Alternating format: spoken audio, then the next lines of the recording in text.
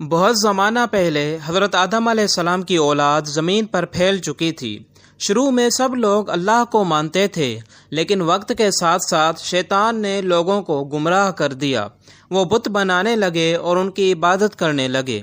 اللہ تعالیٰ نے اپنی رحمت سے ایک نبی بھیجا، حضرت نوح علیہ السلام۔ وہ ایک نہایت نیک، سچے اور صابر انسان تھے۔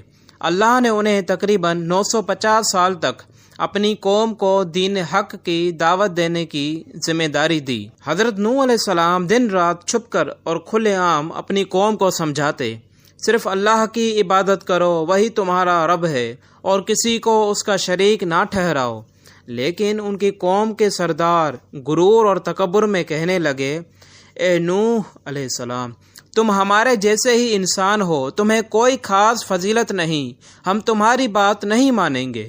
حضرت نوح علیہ السلام نے ہمت نہیں ہاری اور ہر گھر میں گئے، لوگوں کو پیار سے سمجھایا۔ کچھ غریب لوگ ایمان لے آئے، لیکن اکثر مالدار اور بڑے لوگ ہٹ دھرمی پر قائم رہے۔ قوم کے بڑوں نے مذاق اڑایا، گالیاں دیں اور یہاں تک کہا، اگر تم باز نہ آئے تو ہم تمہیں سنگسار کر دیں گے۔ جب لوگوں نے ایمان لانے سے انکار کر دیا تو اللہ تعالیٰ نے وحی فرمائی، اے نوح، تم ایک بڑی کشتی بناؤ، کیونکہ تمہاری قوم پر میرا عذاب آنے والا ہے۔ حضرت نوح علیہ السلام نے کشتی بنانی شروع کی۔ وہ لکڑی کاٹتے، کیل ٹھونکتے اور دن رات کام کرتے۔ قوم کے لوگ مذاق اڑاتے اور کہتے، اے نوح، اب تم بڑے ہی بن گئے ہو، تمہاری کشتی خشکی پر کیسے چلے گی؟ حضرت نوح علیہ السلام مسکرا کر کہتے، وقت آنے پر تمہیں پتہ چل جائے گا۔ جب کشتی تیار ہو گئی، اللہ نے حکم دیا، اے ایمان والو، اور ہر جانور کے جوڑے نر اور مادہ کو کشتی میں سوار کر لو۔ پھر آسمان سے تیز بارش شروع ہوئی، زمین سے چشمے پھوٹ پڑے اور ایک زبردست طوفان آیا۔ پانی اتنا بڑھا کہ پہاڑ بھی ڈوب گئے۔ حضرت نوح علیہ السلام کا ایک بیٹا کافر تھا۔ حضرت نوح علیہ السلام نے اسے پکارا، بیٹا آ جاؤ، کشتی میں سوار ہو جاؤ، اللہ کے عذاب سے بچ جاؤ۔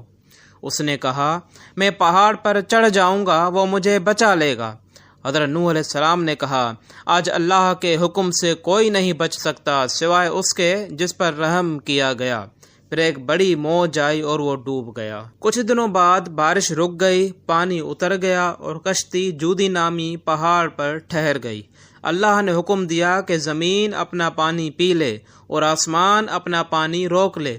یوں طوفان ختم ہوا۔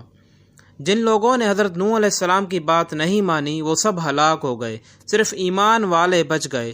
حضرت نوح علیہ السلام زمین پر نئے سرے سے انسانی نسل کو پھیلانے کا ذریعہ بنے، اس لیے انہیں آدم ثانی بھی کہا جاتا ہے۔